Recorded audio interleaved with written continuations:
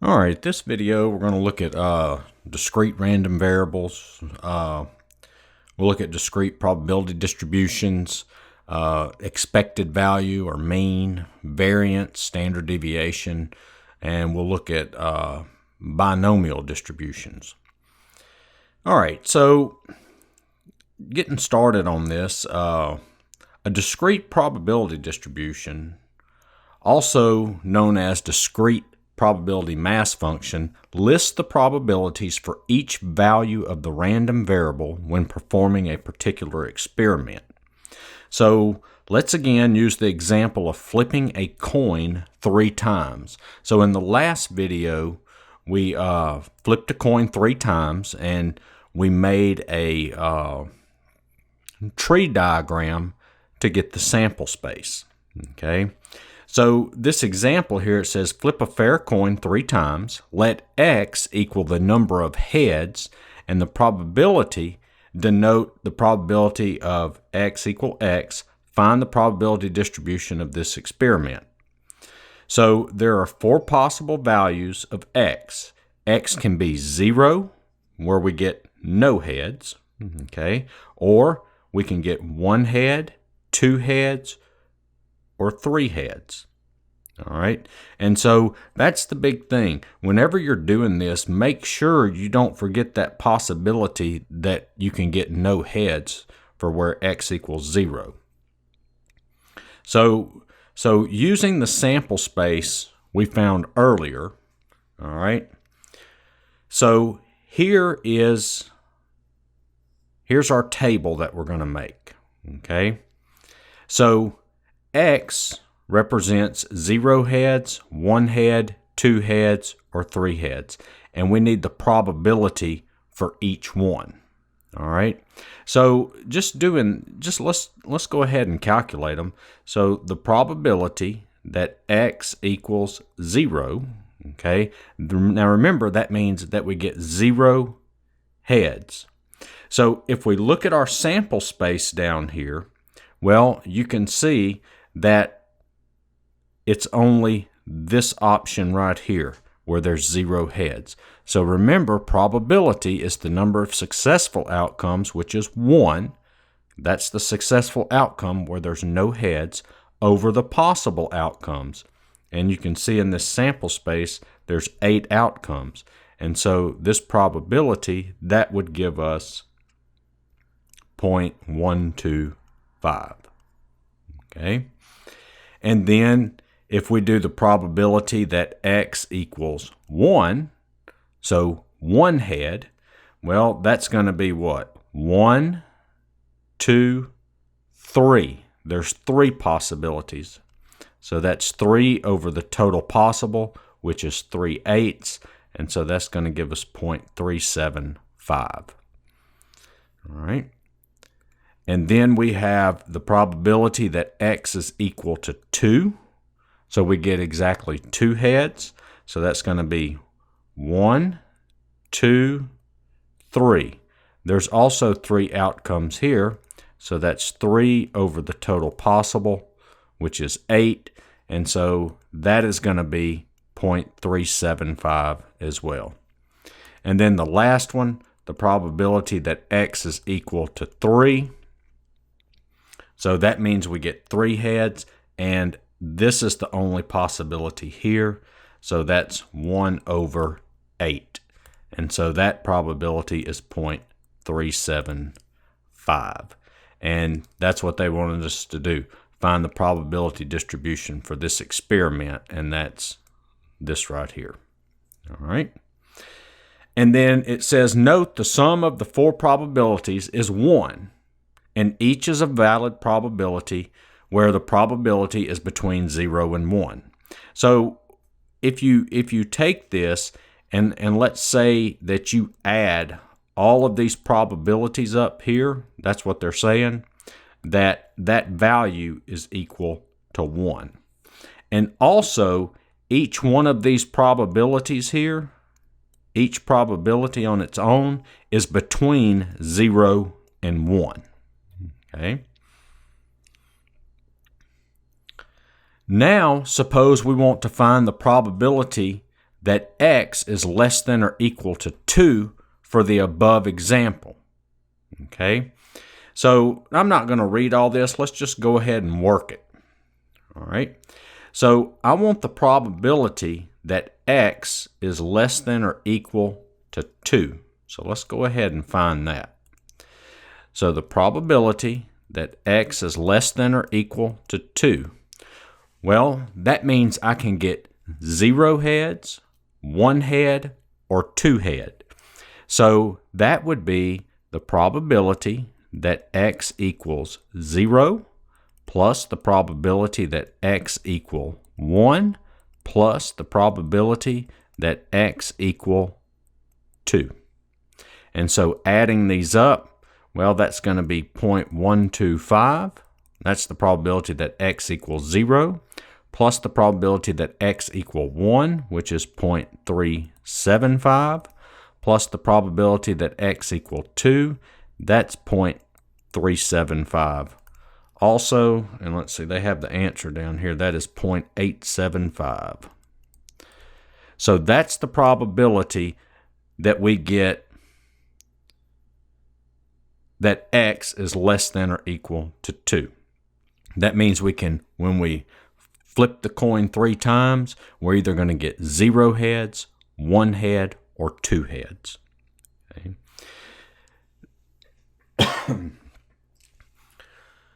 All right, so, and this is an example of a cumulative distribution where we find the probability from a number back. Okay, so it is important to note that in this preceding example, in this example that we just did, the probability that x is less than or equal to 2.3, that would be the same as finding the probability that x is less than or equal to 2. Okay? You're not going to get 0.3 of a heads. Okay? All right. So now let's look at this cumulative distribution function.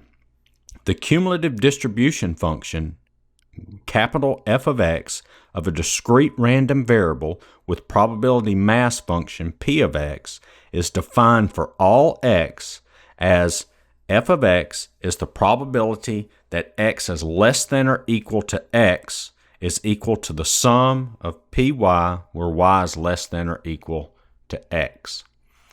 All right, so what they're wanting us to do here is they're wanting us to fill out this cumulative distribution function, this one right here. Okay, and they give us the probability mass function, okay, and we need to fill this out. So now remember the cumulative, it's going to be adding up all those probabilities. So if we look at this, so it might be kind of difficult to see how to do this, but look, if you take this and just kind of make a sketch. Let's do that. So let's put in, well, here's 0, here's x equal 1, here's x equal 2, and x equal 3, and so on. And then we have our y values. Okay. So if we look at this, at x equals 0, okay, see here at x equals 0, we're at where? We're at 0.5. And let's just call this 0.5. Now, this right here, now, if you remember up here, it says the probability that x is less than or equal to 2.3 would also be 0.875, okay? So this probability is going to hold true all the way to 1, but not including 1, okay? And then when we're at 1, it's going to jump up to here, okay? It's going to jump up here. And so this value here would be, let's see, is 0.667, okay? So I know that at x equal 1, it says 0.167, but this is a cumulative, so we've got to add this probability to this probability. So from 0.5, we went up 0.67 more. 0.167 more. Okay, this 0.167, and 0.5 plus the 0.167, that gives us the 0.667. And that probability would hold true all the way to 2. And then at 2, we jump up what? 0.333 more. This would actually be 1, and then that's going to hold true the rest of the time. Okay. Now, here at 0, there at 0, I'm coming back this way, and that's going to be 0 there. All right.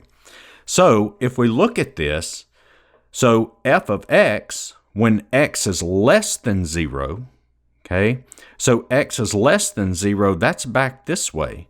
So this would actually just be, let's do this in a different color. Let's do this in blue.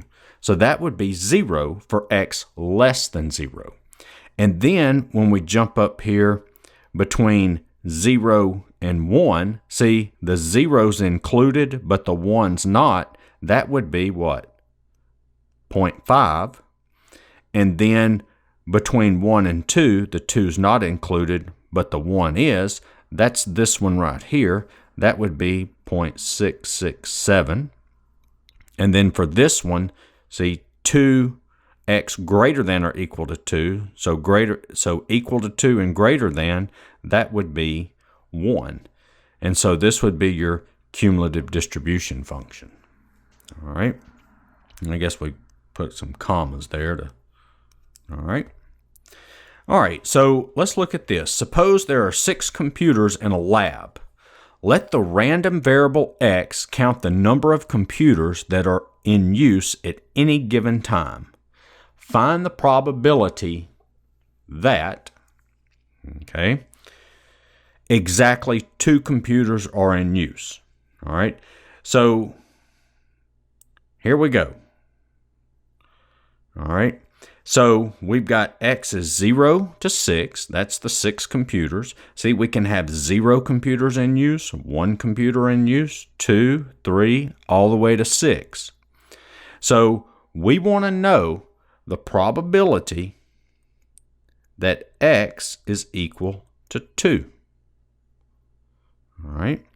So that is going to be what? Well, where is it 2? Right here. So that would be 0.15. Okay. What about this one? At most, 2 computers are in use. So at most, 2 computers are in use. So that would be the probability that x is less than or equal to 2. So remember, at most, so we can't have more than 2, but we can have less than. So we can have the probability that x equals 0 computers in use, plus the probability x equal 1 computer in use, plus the probability x equal 2 computers in use. And so this is going to give us 0.05 plus 0.1 plus 0.15. And then when we add those up, that gives us 0.3. Okay, so when x is equal to 0, that's where the 0.05 came from. When x was equal to 1, that's where the 0.1 came from. And when x equals 2, that's where the 0.15 came from. Okay, all right, let's look at the next one. At least 3 computers are in use. At least 3 computers are in use. So that's the probability that x is greater than or equal to 3. Now, for this problem, I'm going to work it one way and then I'm going to work it another way and show you 2 different ways we can go about getting this answer. So x greater than or equal to 2, that means, well, I'm sorry, greater than or equal to 3. That means I can have 3 computers in use, 4, 5, or 6. So that's the probability that x equals 3 plus the probability x equals 4 plus probability x equal 5 plus probability x equal 6. All right. So I'm going to come down here and finish that up. So when x is 3, that's 0.25. Plus when it's 4, that's 0.2. Plus when it's 5, that's 0.15. And for 6, that's 0.1. Whoop. Plus 0.1. And that will give us 0.7. Okay? Now, that's one way you can do it. But think about this. Let's suppose that we had maybe that there were 20 computers that we were talking about, and we wanted to know the probability of at least 3 computers are in use. Then you're looking at doing this, probability x equals 7 plus all the way to probability x equals 20. That's if you had 20 computers. So that's a lot to add up there. All right, so if you remember earlier in the in the last video, we talked about complements. So what I want you to understand here is the probability of at least 3 computers. Okay? Of at least 3. Now, I want you to understand that this is the same thing. Whoop. Okay? So think about it. The probability that at least 3, so x is greater than or equal to 3, so that means 3, 4, 5, 6, is the same thing that x is greater than 2. Okay, what's greater than 2? Well, that's 3, 4, 5, 6. All right. So look at this. If you notice in this previous problem, I figured out, now let me draw this up just a little bit different. So what I'm looking for now is the probability of those computers, right? That's what I'm looking for, that probability. Well, in the last example, I found that probability, 0, 1, 2. I know that is 0.3. Okay? So I could actually do 1 minus the probability x less than or equal to 2. Okay? Because remember, all of these add up to 1. So if I'm looking for this probability and I have this one, well, I can do 1 minus this probability, and that will give me this. Okay? And so this is 1 minus, and then the probability that x is less than or equal to 2, well, we found that right here. That's 0.3, and that gives us 0.7. And there's your answer.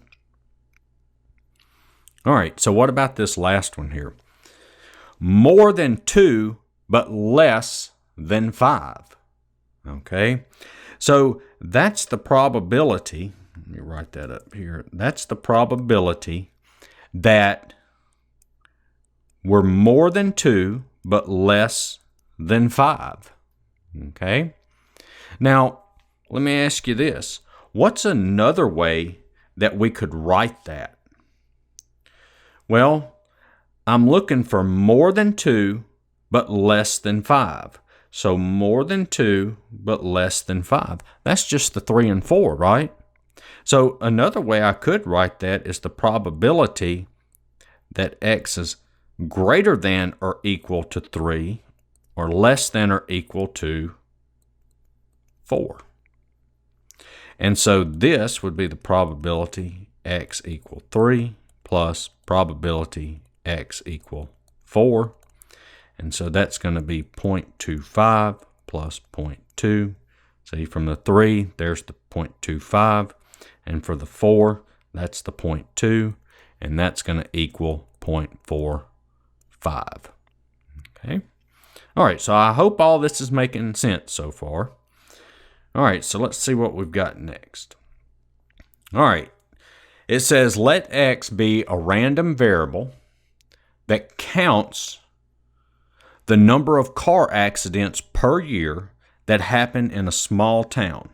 Find the probability x equal 5 given the cumulative distribution function below.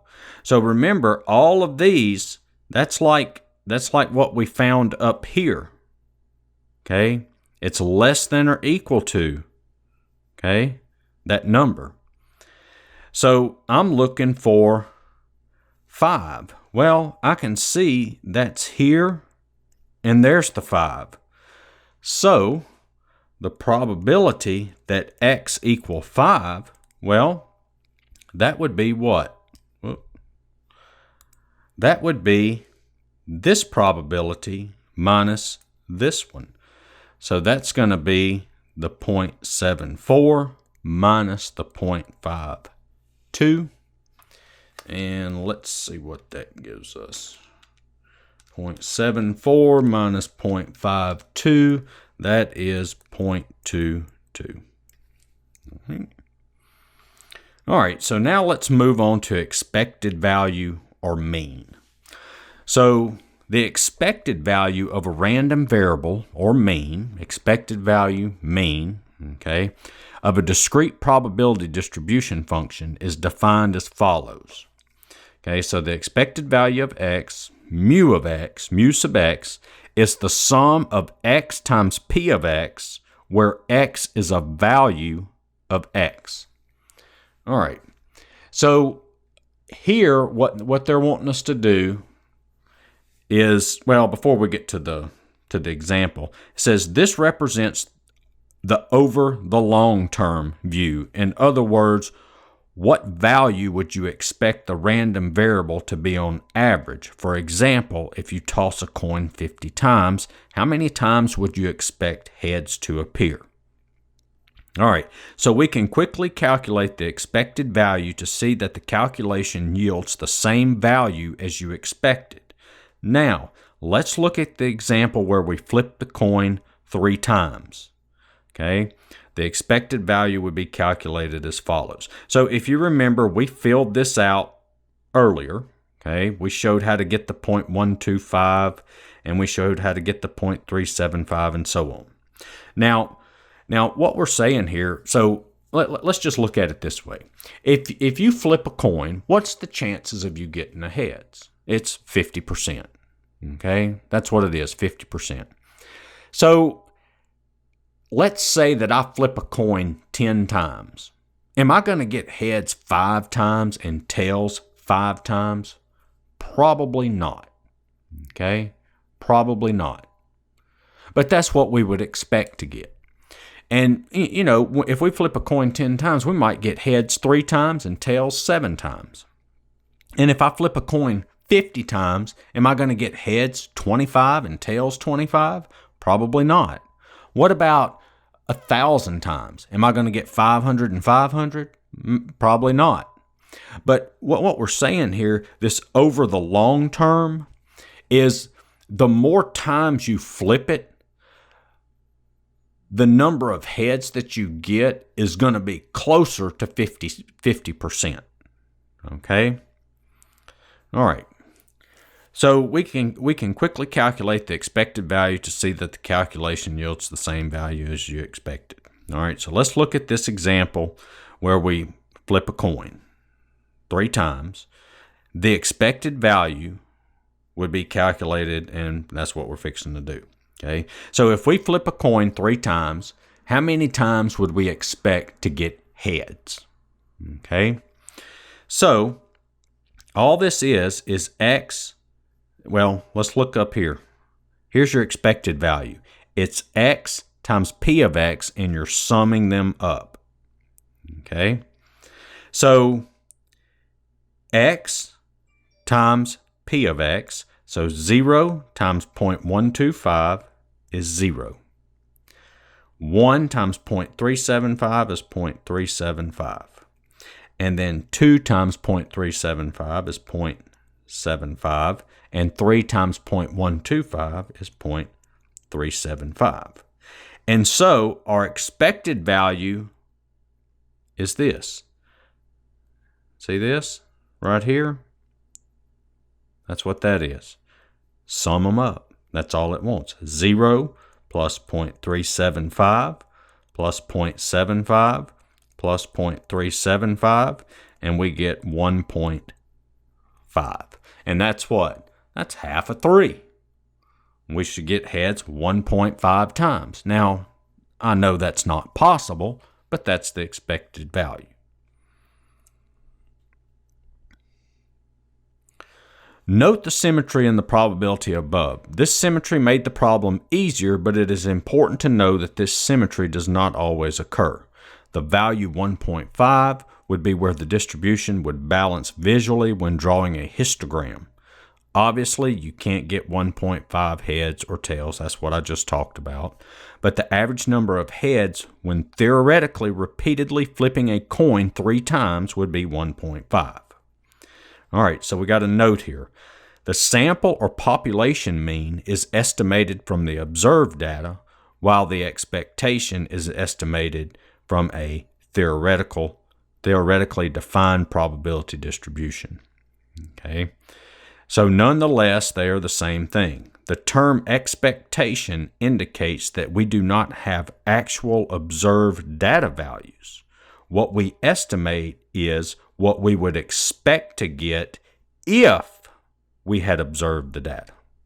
Okay, so now let's look here at variance.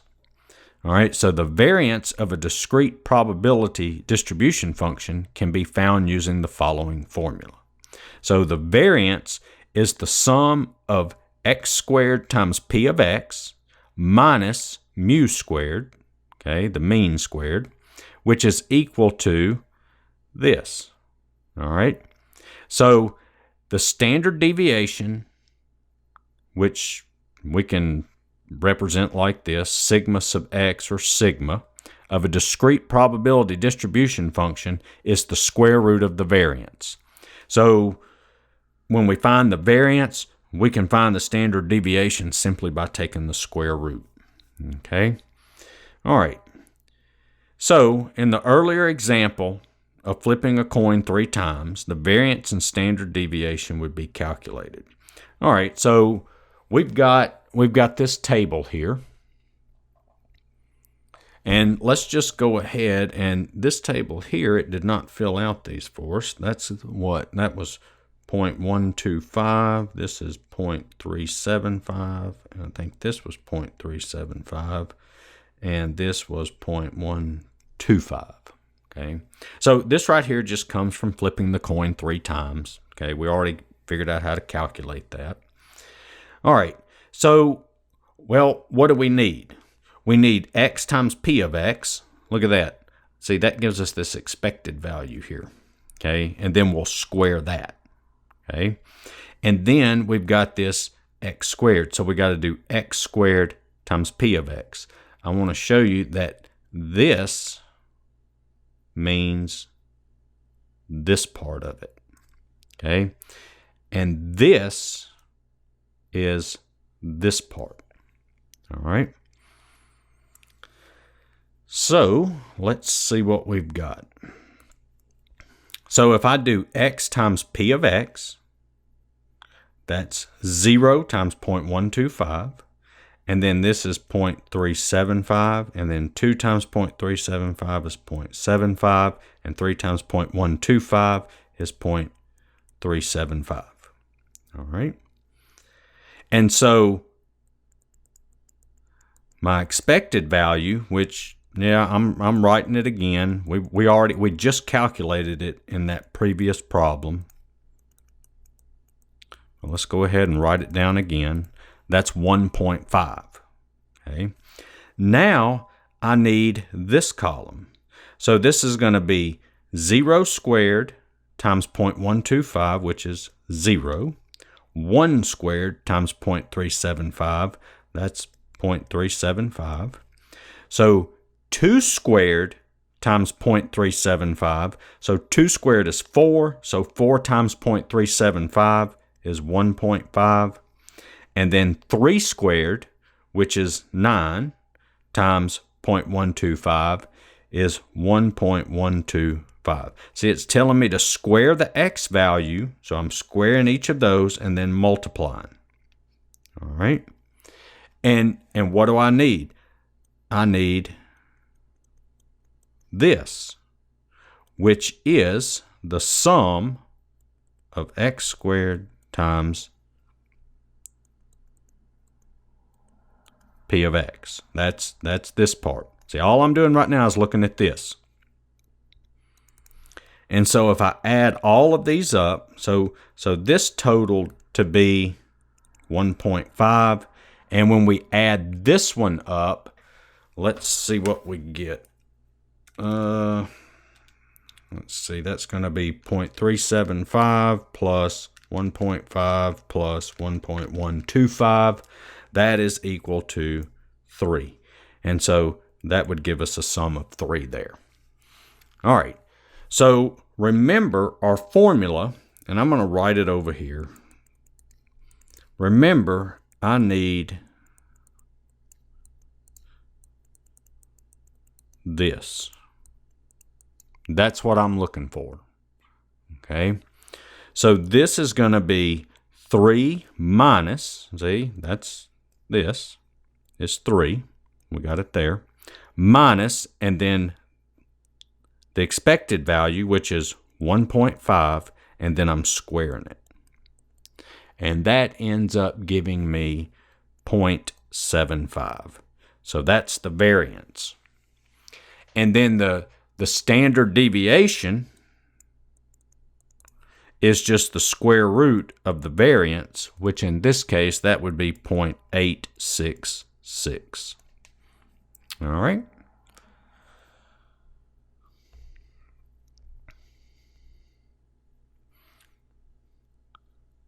All right, so now we have the binomial distribution.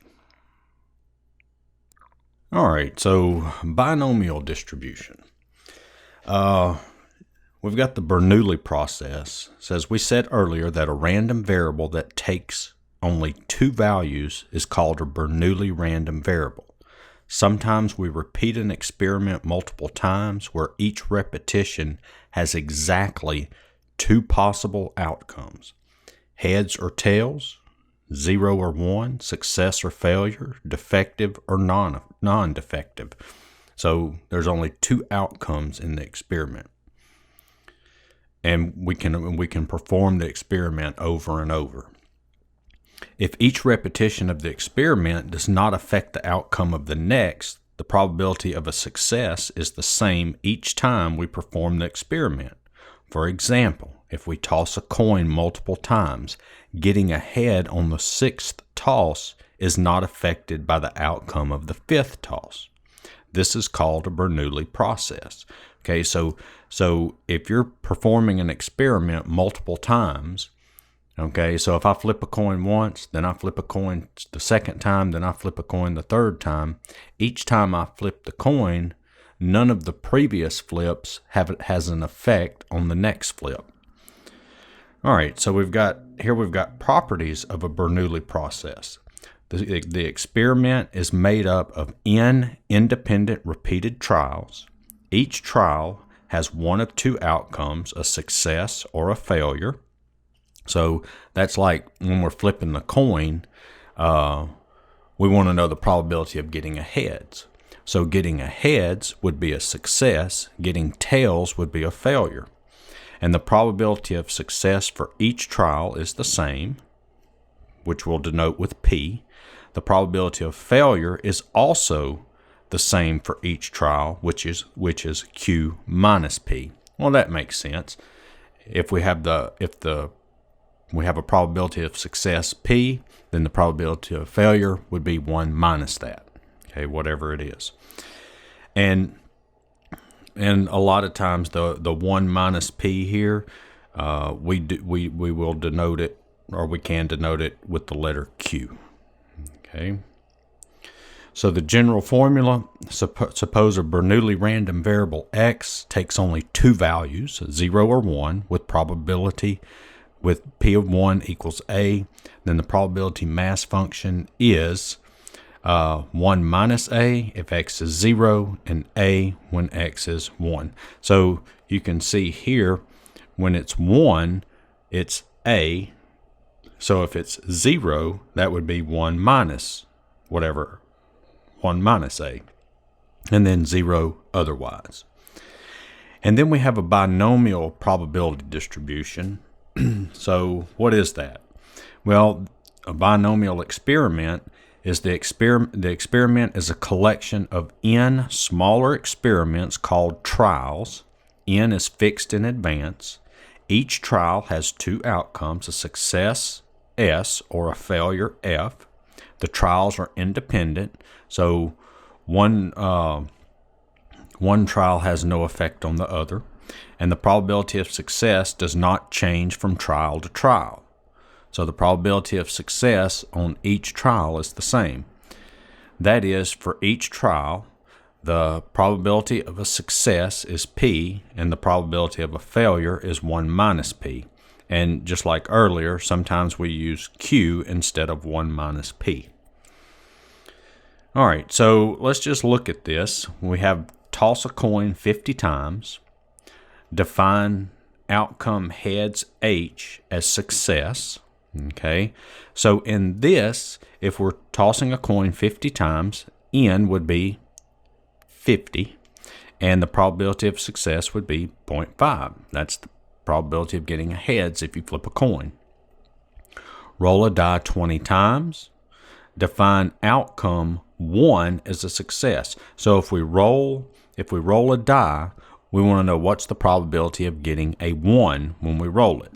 Well, n, that would be 20, okay? And the probability of success would be 1/6.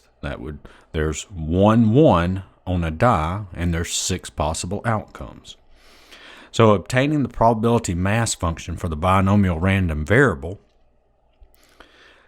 this bxnp, let x be a random variable that denotes the number of successes in n trials. Okay, suppose n equals 3, meaning that we have 3 independent trials of the experiment. What are the possible outcomes? We list them with S denoting success and F denoting failure. Okay, so we're performing 3 independent trials. So what would all the possible outcomes be? Well, they're listed right here. Okay, this right here is kind of like what we did with the tree diagram. Remember in the earlier video, in the first video, where we got heads or tails? Well, you can get success or failure. And then same thing here, success or failure, and so on. Okay. Since our trials are independent, the probabilities can be found by multiplying. So what would be the probability of getting this? Success, success, success. Well, you just multiply the probability of success 3 times, and what's the probability of success? It's p. Remember how it was discussed up here. See, probability of success is p, probability of failure 1 minus p. And so that would be p times p times p times p cubed. And then what about success, success, failure? Well, that would be p times 1 minus p. Because remember, p is the probability of success, 1 minus p is the probability of failure, and so we would get this. And then same thing here, success, failure, success. That would be p times 1 minus p times p, which that would be p squared minus 1 minus p times 1 minus p. All right. So now let's consider the case of 2 successes. There were 3 possible ways to get this. So we've got B, there's 2 successes, okay, 3 trials. So we got number of outcomes x equal 2 times the probability of any outcome with x equal 2. Okay, so That's one way to look at it. So, but instead of making a list and counting all ways of getting X successes from the N trials, there's a function, this right here. This is combination N choose X, which counts this for us. That is, it counts the number of ways of getting X successes from N trials. And it's defined by N, this is read as combination N choose X. Okay, you may have seen it written other ways. I think I've seen it like this before too. All right, but we're going to write it like this, just combination N choose X, which is N factorial over X factorial times N minus X factorial, where N factorial is this right here. So all that means there is, let's just suppose we want to find 4 factorial. Well, that's just 4 times 3 times 2 times 1, which that's 24. 5 factorial, that would be 5 times 4 times 3 times 2 times 1, and that's 120. Okay, that's what the factorial means. All right, so what they want us to do is they want us to find combination 5 choose 3. All right, so let's just do that. So we've got combination 5. I don't know why I put a fraction. There I go again doing it. So combination 5 choose 3. All right, so here's our formula. So that's going to be 5 factorial over 3 factorial times 5 minus 3 factorial. And then we would simplify this. So this is going to be 5 factorial over 3 factorial times 2 factorial. Now, simplifying this out, let me show you an easy way you can do it. So remember, 5 factorial is 5 times 4 times 3 times 2 times 1, right? And I've got 3 factorial over 2 factorial. Well, instead of writing the 3 times 2 times 1, what I'll do is I'll just write this as 5 times 4 times 3 factorial, and then look what happens. The 3 factorials cancel out. Okay? And then we know 2 factorial, well, that's just 2. 2 factorial is 2 times 1. Is 2 times 1, which is 2. So look, that cancels. I'm left with a 2. And so that's just 10. All right? Now, I know that probably isn't the best way to do it, but that's how you would do it out by hand. Now, as far as combinations go, you can punch this into your calculator. Depending on what calculator you have, it makes a difference how you put that in. I do have I've got some videos on my YouTube channel on how to enter combinations and permutations into a calculator. You can check that out. And if it's not the calculator you have, just Google it and see if you can find it. All right, but that's combinations. So you can do it out by hand. You can put it in your calculator. All right, so in general we have binomial distribution, the formula. We've got combination N choose X times P to the X times 1 minus P to the N minus X if X equals 0, 1, 2, all the way to N, and 0 otherwise. We write this to mean X follows the binomial distribution with parameters N and P. Note N is the number of trials and P is the probability of success. Okay, so now let's finally look at an example here. So suppose there are 6 production lines in a factory, each one working or not with equal probability. Find the probability that exactly 3 are working, at least 3 are working, and at most 1 is working. So we've got 3 different problems here. So we can see from our problem that the probability of success, this P here, is 0.5.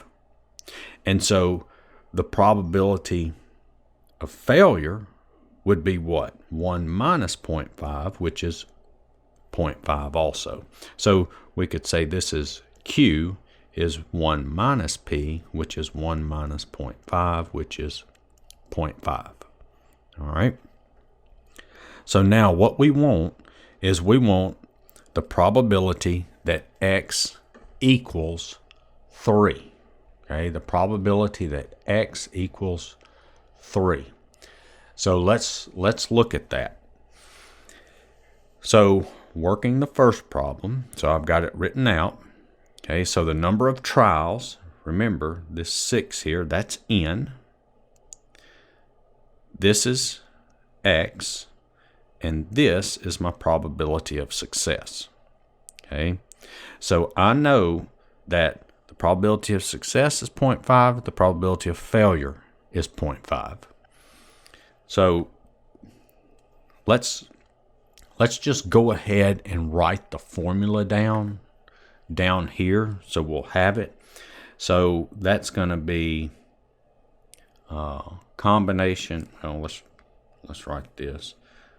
B X N P is combination N choose X times P to the X times 1 minus P to the N minus X. So there's our formula. So I want to know the probability of getting exactly 3 that are working. Okay, so that's exactly 3 production lines in the factory are working. And then we'll do at least 3 and then at most 1. All right, so first, exactly 3. So that's, you can see there, X is 3, N is 6, and P is 0.5. So this would be combination 6 choose 3 times 0.5 to the X, so 0.5 cubed, times 1 minus P to the 6 minus 3. Okay. And once we punch that into our calculator, we will get, let's see. So this right here is 20. So that's going to be 20 times, and then look, that's 0.5 cubed times 0.5 cubed, which is 0.5 to the 6th. And so that's going to be 0.313. And that's your probability. Now we're going to do these all out by hand, and then I'm going to come back and we're going to work them again, but we're going to do it different. Okay, we're not going to do it by hand. But that's the one where you get exactly 3. All right. So the next question was at least 3 are working. All right. So at least 3 are working. That's the probability. I'm going to write it right here. That's the probability that X is greater than or equal to 3. Okay. At least 3 are working. So if we write that out, that is B 3 6.5. Okay. So at least 3. So that's either 3 or 4 or 5 or 6. All right. So that's plus, and that's going to be 4 6.5 plus B, that's 5 6.5 plus B 6 6.5. Okay. So now I'm not going to write all this out, but I'll write the first ones out. So that's basically what? So for this one right here, we'll do it in green. That's combination 6 choose 3 times 0.5 to the third times 1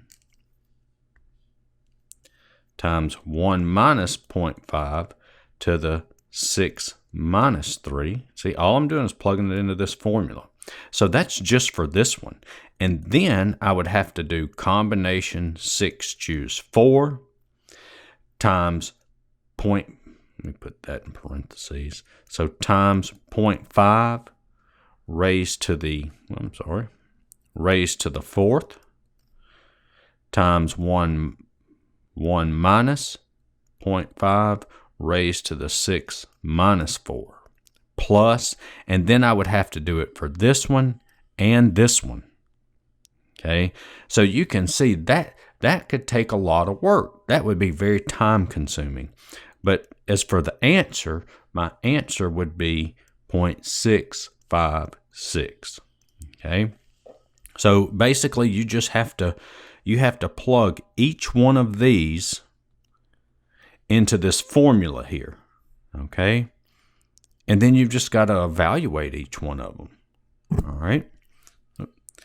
All right, so let's look at the next one. I don't know if it made a big sound there just while ago. I accidentally hit my pen on my microphone, so sorry about that if it made a loud noise. All right, so the next question, they said at most one is working. So at most one is working. So that's going to be the probability that x is less than or equal to 1. So less than or equal to 1, so that means either 0 is working or 1 is working. Okay? So that's going to be B 0 6.5 plus B 1 6.5. So we'll go ahead and write this one all out. So that's going to be what? That's going to equal combination 6 choose 0 times 0.5 to the x, which is 0, times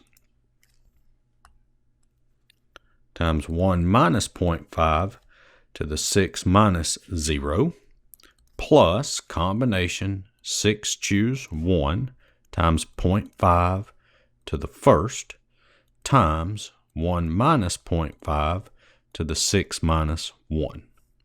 And then you would punch that into your calculator, and that would give you an answer of 0.109. All right. So there's that. All right. So I told you that after we work those, I'll show you another way to do it, because I mean these things can really get, lengthy. I mean, you just think if you have, say, 20 trials, okay, 20 trials, and you're looking at this and you want to find the probability that at least 5, well, then you're looking at the probability that x equal 5, x plus x equal 4 plus x equal 5, all the way to 20. You don't want to do all that out. Okay, so let's look at this. Let's look at this first one, probability x equal 3. So we've got that right here. So what we can do is we have this table here, okay, and you can see here's n, here's x, all right, and what we have here is we have this p. That's our probability, okay, and it doesn't look like I can write on this thing, but anyway, it's not letting me, it just moves it when I touch it. But anyway, I'm going to show you how to do this. All right, so our binomial n is what? 6. Okay, you see that? N is 6. So there's 6. And what are we looking for? It equals 3. So here's the x column, and that equals 3 right here. And then what probability do we have? Well, that's the numbers up here along the top. So you can see P is 0.5. So if I look at this, I've got 6, and then I'm going to go over here to the probability of 0.5, and then I'm going to go down to where x equals 3, and you can see I get 0.312. Okay, 0.312, and so this would just equal 0.312. And I know when we worked the other problem, that was 0.313. All that is, that's rounding. Okay, that's all it is. It's rounding. All right, now I'm not going to do the one where we did at least 3 are working. I'm not going to do that one because I can't pull this down far enough. But let me show you. We would be here at 0.5, and then remember at least 3. Make sure I'm in the right column. Yeah. So this is the column where P is 0.5. So if we do the probability at least 3, then that's 3 or 4 or 5 or 6. So I would add the 0.312 plus 0.234 plus 0.094 plus 0.016, and that would be my probability. And then the other one we had was what? The probability at most, right? At most 1. Well, that where x is 0 and x is 1, I would add those together. Okay, so you just got to make sure that you're under the right probability. Now, you might be thinking, well, what if that probability is not up there? And this binomial chart only goes to where n equals 8. I've used another chart that goes to n equals 20. But, you might get to some that, you might have a probability of success of, say, 0.25. Well, that's not on here, is it? So what would you do there? Well, for something like that, you would need to go and put that into Excel. Excel will do this binomial. And if you want to check that out, go to my channel and look up binomial distribution Excel, and it shows how to do that. Okay, so get that. So hopefully you can read the chart. If I know that was kind of quick, if you wanna look at that in more detail, I have a video on its own of just doing binomial distribution problems, binomial distribution probability, and I go into more detail of looking it up in the table. And that table I used in that video, I could actually write on it, so you could see it better. All right, so let's look at this. This is the last thing, I think it is. Yeah, this is the last thing that we cover for this video.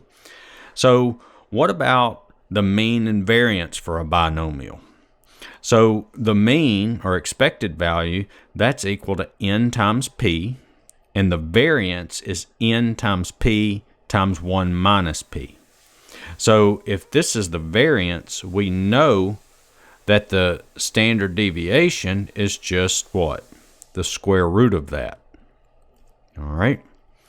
So let's look at another problem. All right, so it is known that 75% of people hate their mother-in-law. We have 10 people. The number of people out of these 10 that hate their mother-in-law is this binomial, 10.75. N is the number of trials. P, 0.75, that's the probability of success. Now remember, the probability of success in this one is hate their mother-in-law. Okay, so find the probability that the number of people who hate their mother-in-law lies within 1 standard deviation of the mean. All right, so for this problem, we're going to have to find the mean, and we're going to have to find the standard deviation. So the mean here, so the mean is just n times p. Well, in this problem, n is 10, p is 0.75. All right. So this is going to be 10 times 0.75, which that means the mean is 7.5. And then I need to find the standard deviation. So we know the variance is what? N times p times 1 minus p, which that's 10 times 0.75 times 1 minus 0.75, and that ends up being 1.875. And so that tells us that the standard deviation is just the square root of that, which is 1.37. So we have our mean and we have our standard deviation. Now, what do we want to know? We want to find the probability that the number of people who hate their mother-in-law lies within one standard deviation of the mean. So let's draw that out. So maybe you can see it. All right. So we've got the mean is 7.5, right? And I want to know the probability within one standard deviation of the mean. So if I go one standard deviation to the right and one standard deviation to the left, well, if I go one standard deviation to the right, that's what? 1.37. If I go this way, that's 1.37, right? So that means if I go back from 7.5, if I go back 1.37, that is 6.13. If I go to the right 1.37, that is 8.87. See, from here to here is one standard deviation. From here to here is one standard deviation about the mean. So now I've got to find the probability. Okay? So let's write out in detail exactly what we did here. I'll do it in green. Now let's do it in green. So that's going to be the probability that the mean minus the standard deviation, right? Less than or equal to x, less than or equal to the mean plus the standard deviation. Isn't that what I did? See, I did the mean minus the standard deviation and the mean plus the standard deviation. That's what I'm looking for. And so this was what? The probability. Now I did what? 7.5 minus 1.37 is 6.13, less than or equal to x, less than or equal to, and then this is the mean plus the standard deviation. So that's the 7.5 plus 1.37, and that is 8.87. All right. So I can't do the 6.3 and the 8.87 when I'm doing the binomial. So this is the same as the probability that it's between what?